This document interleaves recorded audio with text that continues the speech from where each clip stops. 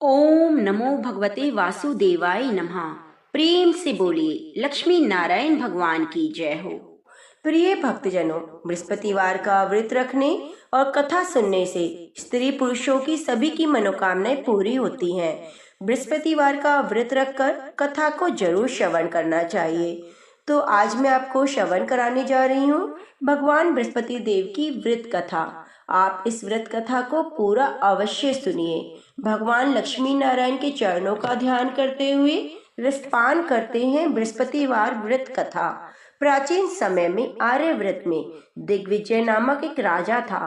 राजा दिग्विजय अपनी प्रजा के सुख दुख का बहुत ध्यान रखता। राजा के महल से कोई निर्धन खाली हाथ नहीं जाता। वह प्रतिदिन भगवान बृहस्पति देव की पूजा करने के लिए मंदिर में जाया करता। हर बृहस्पतिवार को राजा भगवान बृहस्पति देव का व्रत रखता। भगवान बृहस्पति देव की पूजा अर्चना के बाद व्रत की कथा सुनता। एक ही समय भोजन करता। लेकिन रानी राजा की पूजा पाठ और व्रत को बिल्कुल भी पसंद न करती। राजा ने कई बार समझाया, लेकिन रानी के व्यवहार में कोई बदलाव नहीं आया। रानी कभी भी निर्धन को अन्न वस्त्र आदि दान नहीं देती। इतना ही नहीं, वे राजा को भी व्रत रखने, निर्धनों को धन वस्त्र आदि दान देने के लिए मना करती। एक बार जंगल के कुछ हिंसक जानवरों ने राजा दिग्विजय के नगर में घुसकर लोगों को मारना शुरू कर दिया। प्रजा ने जब राजा दिग्विजय से जंगली जानवरों के उत्पात की बात कही तो वह स्वयं उनके शिकार के लिए गया। राजा दिग्विजय शिकार पर गया हुआ था। रानी महल में प्रसन्नता पूर्वक झूला झूल रही थी। उस दिन भगवान बृहस्पति देव अपना रूप परिवर्तित करके निर्धन भिक्षुक के रूप में महल के द्वार पर पहुँचे। बृहस्पति देव ने रानी से भिक्षा मांगी तो रानी क्रोधित स्वर में बोली, हे भिक्षुक, सुबह से भिक्षा देते देते तो मैं परेशान हो गई हूँ। अभी मुझे महल के बहुत काम करने हैं। महल के कामों से अवकाश मिले तो मैं तुम्हें कुछ भिक्षा दूं। बृहस्पति देव ने कहा, हे देवी, भिक्षा देने में भला कितना समय लगता है? तुम भिक्षा देकर भी महल के कामों को पूरा कर सकती हो। भिक्षुक के वचन सुनकर रानी ने क्रोधित होकर कहा, लोगों को दान देने के लिए तो मेरे पति ही बहुत है। वे हर समय भिक्षुकों को अन्न वस्त्र धन आदि दान देते हैं। उनके इस तरह दान देने से मैं बहुत तंग आ चुकी हूँ। इससे तो अच्छा हो हमारा सारा धन समाप्त हो जाए, ताकि प्रतिदिन दान देने के कष्ट से मुक्ति मिले। रानी की बात सुनकर भगवान मन ही मन मुस्कुराते हुए बोले, हे रानी, भगवान तुम्हारी यह इच्छा अवश्य पूरी करेंगे। तुम इस समस्या से छुटकारा पाना चाहती हो तो बृहस्पतिवार को सुबह सूर्योदय से पहले मत उठना। सूर्य की तेज धूप निकल आए तभी उठना। पूरे महल को गोबर से लीप कर सिर से पांव तक स्नान करना। अपने लंबे बालों को अवश्य धोना। राजा से कहना वह बृहस्पतिवार को हजामत अवश्य बनाए। राजा को भोजन में मांस मदिरा अवश्य देना। निरंतर 7 बृहस्पतिवार करने से तुम्हें धन की मुसीबत से मुक्ति मिल जाएगी। इतना कहकर भिक्षुक का रूप धारण किए भगवान बृहस्पति देव कुछ दूर चलकर अदृश्य हो गए। रानी अपने पति की दान देने की आदत से बहुत परेशान हो चुकी थी, इसलिए कुछ सोचकर उसने परेशानी से छुटकारा पाने के लिए भिक्षुक की बताई बातों का पालन करने का निश्चय किया। राजा ने रानी को ऐसा ना करने के लिए कहा, लेकिन रानी तो अपनी जिद पर ही अड़ी रही। उसने राजा को धमकी दी, यदि तुमने मेरी कथा अनुसार काम नहीं किया तो मैं महल छोड़कर चली जाऊंगी। रानी की इस बात से राजा बहुत डर गया, क्योंकि रानी की महल छोड़ देने से पूरे राज्य में बदनामी हो सकती थी। विवश हो राजा को रानी की बात स्वीकार करनी पड़ी। 3 बृहस्पतिवार के बाद उसे कुछ करने की जरूरत नहीं पड़ी, क्योंकि तीसरे बृहस्पतिवार को ही सारा धन समाप्त हो गया। राजा का अन्न भंडार खाली हो गया। दूसरों को अन्न वस्त्र दान देने वाला राजा खुद अन्न के अभाव में भूखा मरने लगा। उस समय राजा ने अपनी रानी से कहा, रानी, अब मैं इस नगर में नहीं रह सकता। यहाँ तो हम किसी से भिक्षा भी नहीं मांग सकते। इससे हम अपमानित होंगे। मैं अब परदेश जा रहा हूँ। वहाँ कोई काम धंधा करूँगा। शायद हमारे भाग्य बदल जाएं। यह कहकर रानी को महल में छोड़कर राजा धन कमाने परदेश चला गया। परदेश में उसने जंगल से लकड़ी काट कर लाने और नगर में बेचने का काम शुरू किया। इधर रानी को कई कई दिन तक खाने को नहीं मिलता, अतः रानी अपने अच्छे दिनों की याद करके आंसू बहाती रहती। एक दिन रानी ने भूख से परेशान होकर अपनी दासी से कहा, हे दासी, समीप के नगर में मेरी बहन रहती है, वह बहुत धनवान है, तो उसके पास जा, वहां से 5 सेर अनाज ले आ। उस अनाज से कुछ दिन तो पेट भरेगा, उसके बाद कहीं मेहनत मजदूरी करके काम चलाएंगे। रानी की बात सुनकर दासी चल पड़ी। जब दासी रानी के बहन के पास पहुंची तो वह भगवान बृहस्पति देव की पूजा अर्चना कर रही थी। दासी ने 5 सेर अनाज मांगा, लेकिन पूजा में व्यस्त बहन ने उसकी बात पर ध्यान नहीं दिया। दासी कुछ देर वहां बैठकर खाली हाथ महल में लौट आई। उसने रानी से आकर कहा, हे रानी, तुम्हारी बहन तो बहुत बड़ी अभिमानी है। अधिक धन होने के कारण वह किसी की सुनती भी नहीं। मेरी बात का भी उसने कोई उत्तर नहीं दिया, बस पूजा पाठ ही करती रही। आखिर मुझे खाली हाथ ही लौटना पड़ा। रानी ने उदास मन से कहा, दासी, जब बुरे दिन आते हैं तो कोई सहायता नहीं करता, अपने भी मुंह मोड़ लेते हैं। ये सब हमारे भाग्य का दोष है। उधर पूजा पाठ के बाद रानी की बहन ने जब दासी की ओर देखा कि वे वहां से जा चुकी थी, बहन ने सोचा, अवश्य मेरी बहन पर कोई विपत्ति आ पड़ी है, तभी तो उसने दासी को भेजकर 5 सेर अनाज मंगवाया है। यह सोचकर वह एक घोड़ा गाड़ी पर सवार हो रानी से मिलने चल पड़ी। रानी के महल में पहुंचकर उसने कहा, बहन, मुझे क्षमा करना, जब तुम्हारी दासी आई थी उस समय मैं बृहस्पति देव की पूजा कर रही थी, इसलिए पूरी व्रत कथा सुने बिना मैं उठ नहीं सकती थी। भगवान विष्णु का पूजन समाप्त करके जब मैं उठी तो तुम्हारी दासी वहां से लौट आई। रानी ने बहन को सारी दुख भरी कहानी सुनाकर कहा, मैंने दासी को 5 सेर अनाज लाने के लिए भेजा था। बहन ने रानी की कहानी सुनकर कहा, बहन, मैं बृहस्पतिवार का व्रत रखकर भगवान बृहस्पति देव की पूजा करती हूँ। भगवान बृहस्पति देव सबका कल्याण करते हैं। तुम भी भगवान बृहस्पति देव का स्मरण करके अपने महल के किसी कक्ष में जाकर देखो, शायद कहीं अनाज रखा मिल जाए। बहन की बात सुनकर रानी ने मन में सोचा, उसकी धनवान बहन अवश्य ही उसका उपहास कर रही है, लेकिन भगवान बृहस्पति देव का नाम लेकर वह महल के एक कक्ष में गई। उस कक्ष के अंधेरे कोने में एक घड़ा रखा हुआ था। रानी ने उसमें हाथ डालकर टटोला तो सचमुच उस घड़े में अनाज भरा हुआ था। रानी बहुत हैरान हुई। उसने अपनी बहन से कहा, हे बहन, मुझे भी भगवान बृहस्पति देव के व्रत की विधि बताओ, अब मैं भी उनका व्रत रखूंगी। तब बहन ने उसे बताया, हे रानी बहन, बृहस्पतिवार को सूर्योदय से पूर्व उठकर स्नान करके भगवान बृहस्पति देव का व्रत रखना चाहिए, लेकिन सिर नहीं धोना चाहिए। चने की दाल, मुनक्का, किशमिश लेकर केले के वृक्ष के पास जाकर उसकी जड़ में भगवान बृहस्पति देव की पूजा करनी चाहिए। घी का दीपक जलाकर रखना चाहिए। उस दिन एक समय ही भोजन करें। भोजन में चने का आटा, पीले खाद्य पदार्थ ही ग्रहण करें। बृहस्पतिवार का व्रत रखने से घर में धन धान्य की वृद्धि होती है, अनाज से भंडार भर जाते हैं। इस व्रत के विधिवत करने से निसंतान को संतान की प्राप्ति होती है। बहन के वचन सुनकर रानी ने तुरंत ही भगवान बृहस्पति देव का व्रत रखने का निश्चय कर लिया। 7वें दिन जब बृहस्पतिवार आया तो रानी ने बृहस्पतिवार का व्रत रखा। कहीं से मांगकर चने और गुड़ का प्रबंध किया। चने की दाल से केले की जड़ में विष्णु भगवान का पूजन किया और घी का दीपक जलाकर भगवान बृहस्पति देव की पूजा की। रानी विष्णु भगवान के भोग के लिए पीले अन्न का कहीं से प्रबंध न कर सकी, अतः वह मन ही मन परेशान होने लगी। उधर भगवान बृहस्पति देव रानी के विधिवत व्रत रखने के कारण बहुत खुश हुए और अपना रूप परिवर्तित करके 2 थालियों में पीला भोजन लेकर रानी के पास पहुंचे। भगवान बृहस्पति देव ने दासी से कहा, हे दासी, मैं तुम्हारी रानी के लिए व्रत का पीला भोजन लाया हूँ। भोजन देकर वह चले गए। दासी ने रानी से भगवान बृहस्पति देव को भोग लगाकर भोजन करने के लिए कहा। रानी को कुछ पता नहीं था। वह दासी से बोली, दासी, क्यों निर्धनता पर मेरा उपहास करती हो? तब दासी ने कहा, अभी अभी कोई आदमी मुझे 2 थालियों में पीला भोजन देकर गया है। वेशभूषा से मुझे वह पुजारी लगता था। रानी ने भगवान बृहस्पति देव को भोग लगाया, फिर बचा हुआ भोजन दासी के साथ बैठकर ग्रहण किया। रानी प्रत्येक बृहस्पतिवार को विधिवत व्रत रखकर भगवान बृहस्पति देव की पूजा करने लगी। रानी के व्रत रखने से भगवान बृहस्पति देव बहुत खुश हुए। रानी के महल में धन की वर्षा होने लगी। कुछ ही दिनों में रानी के पास काफी धन एकत्रित हो गया। अन्न के भंडार भी भर गए। इतना सब होने से रानी पहले की तरह आलसी और अभिमानी हो गई। एक दिन रानी ने किसी भिक्षुक को आलस्य के कारण खाली हाथ लौटा दिया तो दासी ने कहा, रानी जी, आप फिर पहले की तरह धन संपत्ति पाकर आलसी हो गई हो। निर्धन को अपने द्वार से खाली हाथ लौटाना अच्छा नहीं होता। भगवान बृहस्पति देव की अनुकंपा से हमें अत्यधिक धन और अन्न मिला है, इसलिए आलस्य छोड़कर हमें निर्धनों को दिल खोलकर दान देना चाहिए। दान देने से आपके परिवार का नाम होगा।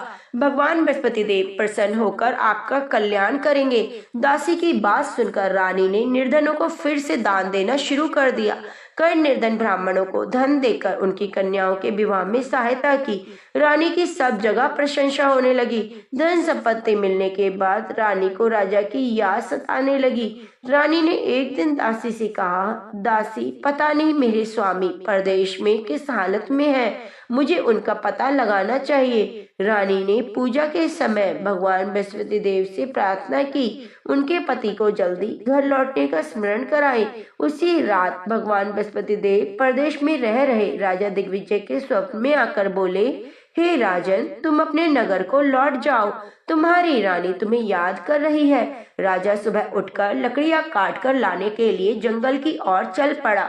जंगल से गुजरते हुए वह सोचने लगा कि रानी की गलती से उसे कितने दुख भोगने पड़े हैं। राजपाट छोड़कर प्रदेश में आकर रहना पड़ा है। जंगल से लकड़ियां काटकर नगर में बेचकर गुजारा करना पड़ा। उसी समय बृहस्पति भगवान एक सन्यासी के वेश में राजा के पास पहुंचे।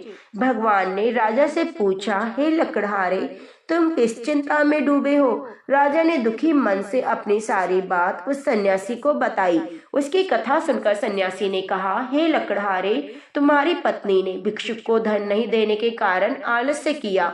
इससे भगवान बृहस्पति देव क्रोधित हो गए। उनके क्रोधित होने से तुम्हारी ऐसी हालत हुई। लेकिन अब चिंता करने की बात नहीं है।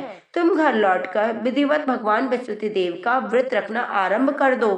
बृहस्पतिवार का व्रत रखकर चने की दाल और गुड़ को जल से भरे बर्तन में डालकर केले के वृक्ष की पूजा करो। उसके बाद व्रत की कथा सुनो। स्वयं भी व्रत कथा कह सकते हो। इस प्रकार व्रत करने से भगवान बृहस्पति देव तुम्हारी सभी मनोकामनाएं पूरी करेंगे। राजा ने सन्यासी से कहा, हे सन्यासी, मैं भगवान बृहस्पति देव की पूजा करना तो चाहता हूँ, लेकिन लकड़ियाँ काटकर बेचने से बस अपना पेट ही भर पाता हूँ। भगवान की पूजा के लिए धन कहाँ से लाऊं?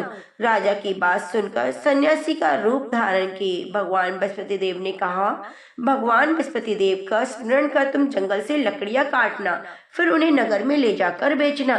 तुम्हें इतना धन मिल जाएगा कि तुम अपने भोजन के साथ गुड़ और चने भी खरीद सकोगे। यह कहकर सन्यासी ने भगवान बृहस्पति देव की कथा लकड़हारे को सुनाई। प्राचीन समय में बसंतपुर नगर में एक निर्धन ब्राह्मण रहता था। ब्राह्मण की कोई संतान नहीं थी। उसकी पत्नी बहुत फूहड़ औरत थी। वे सुबह काफी धूप निकलने के बाद उठती और कभी भी पूजा पाठ नहीं करती। प्रतिदिन स्नान भी नहीं करती। भगवान की पूजा करने की तो सोचती भी नहीं। सुबह उठते ही पहले भोजन करती। घर में सफाई करना बिल्कुल पसंद नहीं था। ब्राह्मण अपनी पत्नी के इस आचरण से बहुत दुखी रहता। भगवान की अनुकंपा से ब्राह्मण की पत्नी गर्भवती हुई। उसने 10वें महीने में एक सुंदर कन्या को जन्म दिया। निर्धन ब्राह्मण कन्या के जन्म से बहुत दुखी हुआ। धीरे धीरे ब्राह्मण की कन्या बड़ी होने लगी। बचपन से ही उस कन्या की रुचि भगवान विष्णु की पूजा में थी। वह प्रातः उठते ही स्नान आदि करके विष्णु भगवान की पूजा करने के लिए मंदिर में जाती। बृहस्पतिवार को व्रत रखकर विधिवत पूजा पाठ करती। फिर पढ़ने के लिए पाठशाला जाती। घर से चलते हुए वे मुट्ठी भर जौ लेकर जाती और रास्ते में थोड़े थोड़े जौ गिराती जाती। जब वे पाठशाला से घर लौटती तो जौ के दाने सोने में बदले हुए मिलते। लड़की सभी सोने के दाने बीन लाती थी। एक दिन जब वह सोने के दानों को साफ कर रही थी तो उसकी माँ ने कहा, बेटी, सोने के दाने साफ करने के लिए सोने का सूप होना चाहिए। अगले दिन बृहस्पतिवार था। उसने भगवान बृहस्पति देव की पूजा करते हुए प्रार्थना की, हे भगवान, यदि मैंने आपका व्रत विधिवत किया है तो मुझे सोने का सूप दे दो। भगवान बृहस्पति देव ने उसकी मनोकामना पूरी करने का वचन दिया। पाठशाला से लौटते समय उसे रास्ते में एक सोने का सूप पड़ा हुआ मिला। घर लौटकर सोने का सूप अपनी माँ को दिखाकर वह सोने के दाने साफ करने लगी। उस सुंदर लड़की को सोने के सूप में जौ साफ करते देख राजकुमार उस पर मोहित हो गया। महल में लौटकर राजकुमार ने राजा से उस लड़की से विवाह करने की इच्छा प्रकट की। तो राजा ने ब्राह्मण को महल में बुलाकर राजकुमार से उसकी लड़की के विवाह की बात कही। ब्राह्मण सहर्ष तैयार हो गया। धूमधाम से लड़की का विवाह राजकुमार से हो गया। दुल्हन बनकर ब्राह्मण की लड़की महल में चली गई। लड़की के चले जाने से ब्राह्मण फिर से निर्धन हो गया। उसे कई कई दिनों तक खाने को कुछ भी नहीं मिलता। बहुत दुखी होकर ब्राह्मण एक दिन अपनी लड़की के पास गया। अपने पिता से निर्धनता का समाचार सुनकर बहुत सा धन देकर पिता को विदा किया। उस धन से ब्राह्मण के कुछ दिन तो आराम से गुजर गए, लेकिन जल्दी ही सारा धन समाप्त हो गया। फिर भूखों मरने की नौबत आ गई। ब्राह्मण अपनी लड़की से धन लेने के लिए फिर महल में पहुंचा। लड़की ने पिता की बुरी हालत देखकर कहा, पिताजी, आखिर आप कब तक मुझसे धन लेकर जीवन यापन करेंगे? आप कोई ऐसा उपाय क्यों नहीं करते जिससे आपका घर भी धन संपत्ति से भर जाए? ब्राह्मण ने कहा, मैंने तेरी माँ को बहुत समझाया, पर उसकी कुछ भी समझ में नहीं आता। उसका फूहड़ फन नष्ट हो तो घर की निर्धनता भी दूर हो जाए। तब कुछ सोचकर लड़की ने अपने पिता से कहा, पिताजी, आप कुछ दिनों के लिए माँ को मेरे पास छोड़ दो। ब्राह्मण अपनी पत्नी को लड़की के पास महल में छोड़ आया। लड़की ने अपनी माँ से कहा, माँ, तुम प्रातःकाल उठकर स्नान करके भगवान बृहस्पति देव की पूजा करना। पूजा करने से तुम्हारी निर्धनता दूर हो जाएगी। लेकिन माँ ने उसकी बात नहीं मानी। तब क्रोधित होकर लड़की ने माँ को एक कक्ष में बंद कर दिया। सूर्योदय के समय माँ को उठाकर जबरदस्ती स्नान कराया। फिर मंदिर में ले जाकर भगवान बृहस्पति देव की पूजा कराई। कुछ दिनों तक ऐसा करने से लड़की की माँ की बुद्धि में परिवर्तन हुआ। वे स्वयं बृहस्पतिवार का व्रत रखने लगी। व्रत रखने से ब्राह्मण के घर में भगवान विष्णु की अनुकंपा से धन की वर्षा होने लगी। दोनों पति पत्नी धन धान्य पाकर आनंद पूर्वक जीवन यापन करते हुए विष्णु धाम को चले गए। लकड़हारा बने राजा ने सन्यासी से भगवान बृहस्पति देव की यह कथा सुनकर बृहस्पतिवार का व्रत रखने का नियम लिया। उस दिन से उसके सभी कलेश दूर हो गए। लेकिन अगले बृहस्पतिवार को कामकाज की अधिकता के कारण भगवान बृहस्पति देव का व्रत नहीं रखा। इससे भगवान बृहस्पति देव उस पर बहुत क्रोधित हुए और भूल की सजा दी। उस दिन नगर के राजा ने नगर में घोषणा करके सबको सूचित किया कि प्रत्येक नागरिक मेरे महल में भोजन करने आएगा। जो नहीं आएगा उसे भारी दंड दिया जाएगा। लकड़हारा बने राजा ने उस नगर के राजा की घोषणा तो सुनी, लेकिन जंगल से लकड़ी काट कर लाने और बेचने में देर हो जाने के कारण वे समय पर भोजन करने नहीं जा सका। अतः राजा के सैनिक लकड़हारे को पकड़कर महल में ले गए। राजा ने उसे महल में एक कक्ष में बिठाकर भोजन कराया। उस कक्ष में एक खूंटी पर रानी का सोने का हार लटका हुआ था। लकड़हारा अकेला उस कक्ष में भोजन कर रहा था। तभी उसने एक आश्चर्यजनक घटना घटते देखी। देखते ही देखते खूंटी हार को निगल गई। थोड़ी देर के बाद नगर के राजा ने हार को गायब देखा तो लकड़हारे को कारावास में डलवा दिया। लकड़हारा मन ही मन अपने भाग्य को कोसने लगा। तभी उसे जंगल में मिले सन्यासी का स्मरण हो आया। थोड़ी देर में भगवान बृहस्पति देव सन्यासी के रूप में उसके सामने प्रकट हुए और कहा, हे लकड़हारे, तूने भगवान बृहस्पति देव की पूजा नहीं की, इसी कारण तुम्हें कष्ट हुआ है। लेकिन अब चिंता मत करो, बृहस्पतिवार के दिन कारागार के दरवाजे पर पड़े पैसे मिलेंगे। भगवान बृहस्पति देव का व्रत रखकर उन पैसों से पूजा सामग्री मंगाकर पूजा करोगे तो तुम्हारे सभी दुख दूर हो जाएंगे। बृहस्पतिवार के दिन दरवाजे पर पड़े पैसों से चने और गुड़ मंगाकर लकड़हारे ने बृहस्पतिवार की कथा सुनाई तो भगवान बृहस्पति देव ने प्रसन्न होकर उस नगर के राजा को स्वप्न में लकड़हारे को कारागार से मुक्त करने को कहा। सुबह राजा ने अपने कक्ष में जाकर देखा तो खूंटी पर रानी का हार मिल गया। राजा ने लकड़हारे को मुक्त कर दिया और बहुत सा धन आभूषण देकर विदा किया। लकड़हारा बना राजा उस नगर से चलकर अपने नगर पहुंचा। उस नगर में कुएं, धर्मशाला, बाग बगीचे देखकर बहुत खुश हुआ। राजा ने एक व्यक्ति से पूछा, ये कुएं, धर्मशाला किसने बनवाई है? उस व्यक्ति ने राजा को बताया, ये सब रानी और दासी ने बनवाए हैं। राजा नगर के जिस भी आदमी से इसके बारे में पूछता तो सभी रानी और दासी का नाम बताते। राजा जब महल में पहुंचा तो रानी ने उसका भव्य स्वागत किया। तब राजा ने निश्चय किया कि सप्ताह में एक बार तो सभी बृहस्पति देव का व्रत पूजन करते हैं, परंतु मैं प्रतिदिन व्रत किया करूंगा, दिन में 3 बार कथा कहा करूंगा। अब राजा हर समय दुशाले में चने की दाल बांधे रहता, दिन में 3 बार बृहस्पति देव की कथा कहता। कुछ दिनों के बाद राजा को अपनी बहन की याद आई। एक दिन घोड़े पर सवार होकर राजा अपनी बहन से मिलने चला। अभी राजा नगर के बाहर ही पहुंचा था कि कुछ लोगों को एक शव ले जाते हुए देखा। राजा को स्मरण हो आया कि आज उसने किसी को बृहस्पतिवार की कथा नहीं सुनाई। राजा ने लोगों को रोककर कहा, अरे भैया, आप मेरा बृहस्पतिवार की कथा सुन लो शव ले जाने से पहले। तो लोगों ने क्रोधित होते हुए कहा, तुम पागल तो नहीं हो गए हो? लेकिन कुछ बूढ़े लोगों ने कहा, अच्छा भाई, कथा भी सुना लो, चलते चलते हम तुम्हारी कथा सुन लेंगे। राजा ने चलते हुए आधी कथा ही सुनाई थी कि शव हिलने लगा। राजा की पूरी कथा सुनते ही शव उठकर बैठ गया। लोगों ने हैरानी से दांतों तले अंगुली दबाई और बृहस्पतिवार के दिन भगवान बृहस्पति का व्रत रखने और कथा सुनने का निश्चय कर लिया। घोड़े पर सवार राजा चलते हुए किसान के पास पहुंचा। किसान अपने खेत में हल चला रहा था। उसे देखकर राजा ने कहा, अरे भाई, मेरी बृहस्पतिवार की कथा सुन लो। किसान झुंझलाकर बोला, हे भाई, तुम देखते नहीं हो, जितनी देर में तुम्हारी कथा सुनूंगा उतनी देर में पूरे खेत में हल चला लूंगा। राजा निराश होकर चलने लगा। तभी किसान के बैल लड़खड़ाकर जमीन पर जा गिरे।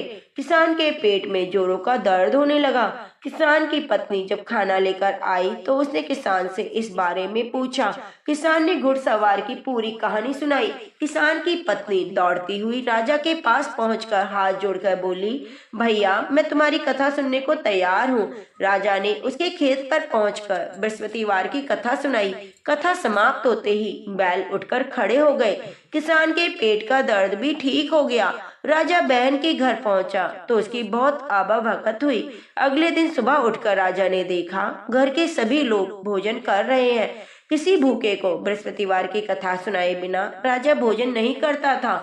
उसने बहन से कहा, बहन, घर में क्या ऐसा व्यक्ति है जिसने अभी तक भोजन ना किया हो? उसकी बहन बोली, भैया, हमारे घर में तो क्या, पूरे नगर में कोई ऐसा व्यक्ति नहीं मिलेगा जिसने सुबह सुबह भोजन ना किया हो। तब राजा ने बहन के घर से निकलकर उस नगर में बिना भोजन किए व्यक्ति की तलाश की। एक गडरिये के घर में उसका बेटा बीमार होने के कारण भूखा रह गया था। राजा ने उस बेटे को जाकर बृहस्पतिवार की कथा सुनाई। कथा सुनते सुनते ही गडरिये का बीमार बेटा ठीक हो गया। सबने राजा की बहुत प्रशंसा की। एक दिन राजा ने अपनी बहन से कहा, बहन, हम घर को जाना चाहते हैं, तुम भी मेरे साथ चलो, कुछ दिन वहां रहकर लौट आना। राजा की बहन ने अपनी सास से पूछा तो सास ने ताने देते हुए कहा, बहू, मायके जाना, अकेली जाना, मेरे पोतों को नहीं लेके जाना। तुम्हारे भाई के कोई संतान नहीं है, कहीं तुम्हारी भाभी मेरे पोतों पर कोई जादू टोना ना कर दे। दूसरे कक्ष में बहन की सास की बात सुनकर राजा बहुत दुखी हुआ। अकेला ही अपने नगर को लौट पड़ा। अब वह नगर में पहुंचा तो रानी ने राजा से कहा, आप तो अपनी बहन को लाने गए थे, फिर बहन को क्यों नहीं लाए?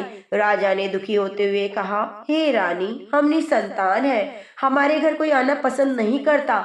रानी ने राजा को समझाया, हे प्राणनाथ, हमें बृहस्पति देव ने सब कुछ दिया है, अब भगवान बृहस्पति देव हमें संतान भी अवश्य देंगे। बृहस्पतिवार को विधिवत व्रत रखते हुए राजा रानी ने भगवान बृहस्पति देव से संतान के लिए प्रार्थना की।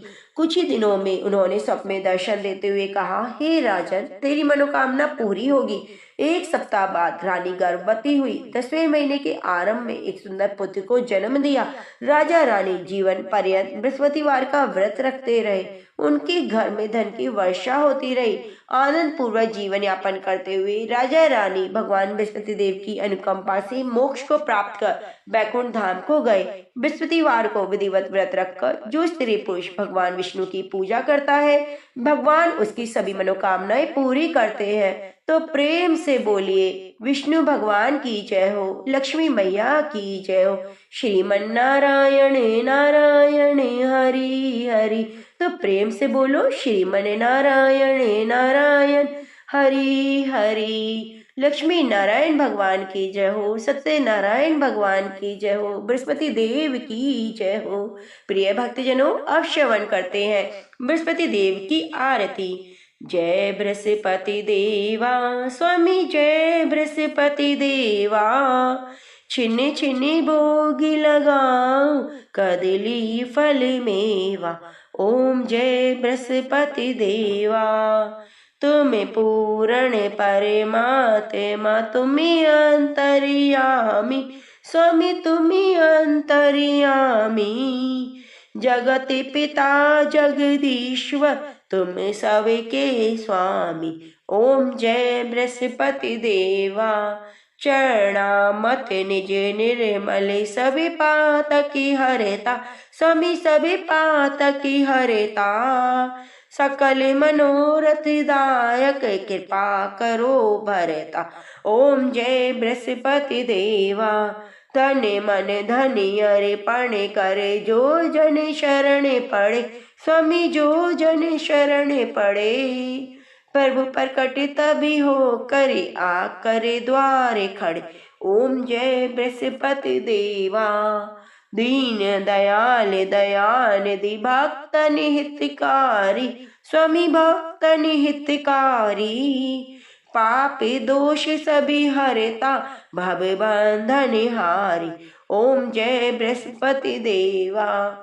सकल मनोरथ दायक, सब संशय हारी, स्वामी सब संशय हारी, विषय विकारी मिटाओ संतन सुखकारी। ओम जय बृहस्पति देवा।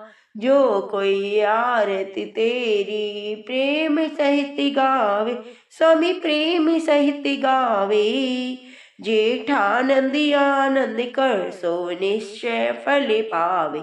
ओम जय बृहस्पति देवा। सब बोलो विष्णु भगवान की जय हो, बृहस्पति देव की जय हो। शांतिकारं भुजंगशयनं पद्मनाभं सुरेशं, विश्वधारं गगन सदृशं मेघवर्णं शुभांगं, लक्ष्मीकान्तं कमलनयनं योगविद्यानिगम्यं, वंदे विष्णुं भव्यहरणं सर्वलोकैकनाथं। प्रिय भक्तजनों, आप सभी पर भगवान बृहस्पति देव विष्णु भगवान की कृपा बनी रहे। आप हमारे चैनल को सब्सक्राइब करके बगल में बनी घंटी को दबाना ना भूलें।